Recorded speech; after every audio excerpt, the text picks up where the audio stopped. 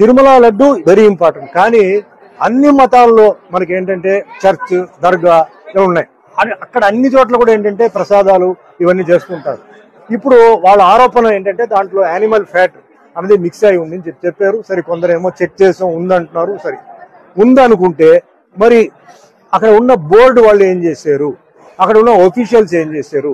మరి ఇది ప్రాసెసింగ్ లో అదన్నీ చెక్కింగ్ ఉంటుందని విన్నాను. అంటే ట్యాంకర్ రాగానే చెక్కింగ్ ఉంది. మరి ట్యాంకర్ నుంచి ఎట్లా పాస్ అయింది? కాబట్టి ఇది చాలా జాగ్రత్తగా పరిశీలించి ఎవరైతే తప్పు చేస్తారో వాళ్ళని కఠినంగా శిక్షించాలి. ఎందుకంటే అనుమానం ఒకసారి వచ్చిన తర్వాత అది అందరి మీద పోతుంది. వాళ్ళు చేశారో లేదో, ఒక ఆఫీస్ లో ఒకటి తప్పు చేస్తే అందరికీ చెడ్డ పేరు వస్తుంది. అది తప్పదు, అది జరగకూడదు. ముఖ్యంగా ఏంటంటే ఇలాంటి భక్తి విషయంలో, దేవుడి విషయం ఏదైనా సరే, నేను చెప్పేది ముస్లిం అయినా, క్రిస్టియన్ అయినా, జైన్ అయినా, ఏదైనా దేవుడు ప్రసాదం వచ్చి అలా చేయడం చాలా మహాపాపం. అందులో వెంకటేశ్వర స్వామి పాత్ర నేను చేశాను. తిరుమలకు ఈరోజు ఏంటంటే భారతదేశం, ప్రపంచం నుంచి వస్తున్నారు. లడ్డు అంటే అంత ఒక సెంటిమెంట్. ఆ లడ్డు ఎన్నో ఊరికి కొరియర్లు వెళ్తుంది.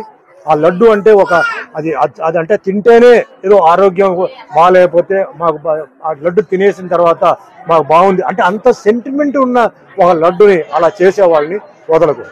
దీనికి నేను చెప్తున్నాను, దీనికి ఎంతైనా సరే అదే మాదిరిగా ఇప్పుడు ఎన్నో బిల్లు పాస్ చేస్తున్నారండి. పార్లమెంట్ లో ఎన్నో బిల్లు పాస్ చేస్తున్నారు. నేనేం చెప్తానంటే మన భారతదేశంలో ఎన్నో మతాలు ఉన్నాయి. అంటే Hindu, Muslim, Christian, Sikh, Parsi, Jain, Buddhist ఉంది. మరి ఈ మతాలని ఈ విధంగా అన్యాయం చేయకుండా కాపాడడానికి ఒక బిల్లు పాస్ చేయండి. ఇలాంటి విషయాలు ఎవరైతే తప్పు చేసాడో వేయండి లోపల 2 సంవత్సరాలకి. అది ఎంతో మంది మనోభావాన్ని అది ఇబ్బంది పెడుతుంది, కష్టపడుతుంది. ఎంతో భక్తితో వాళ్ళు ఆ దేవుడి దగ్గర వచ్చి వాళ్ళు ప్రార్థన చేసి ఒక నమ్మకంతో వాళ్ళు ఆ ప్రసాదం తీసుకున్నప్పుడు ఇలా విన్నారంటే అది ఎంత పెద్ద తప్పండి, పెద్ద నేరం. అది టెర్రరిస్ట్ కన్నా చాలా పెద్ద తప్పు అది. కాబట్టి ఇది కఠినంగా ఇది చేయాలి, కానీ జాగ్రత్తగా చేయాలి. ఎవరు తప్పు చేశారో వాళ్ళని పట్టుకోవాలి.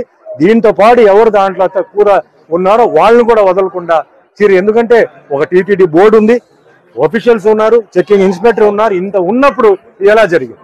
సో ఖచ్చితంగా దీనికి ఏ లెవెల్ అయినా సరే సీఎం చంద్రబాబు నాయుడు గారు, డిప్యూటీ సీఎం పవన్ కళ్యాణ్ గారు ఇది వదలకూడదు. ఇది ముఖ్యంగా హిందువులకి చాలా ఒక అవమానం, హిందూకు చాలా వాళ్ళ మనసుని దెబ్బ కొట్టినట్టు అవుతుంది. కాబట్టి ఇది ఖచ్చితంగా ఫాలో అప్ చేయాలి. దీన్ని వదలకూడదు. ఎవరైతే చేశారో వాళ్ళని కఠినంగా శిక్షించి వాళ్ళని ఏం చేయాలో ఖచ్చితంగా చేయాలి. దానికి నా సపోర్ట్ ఎప్పుడు ఉంటుంది.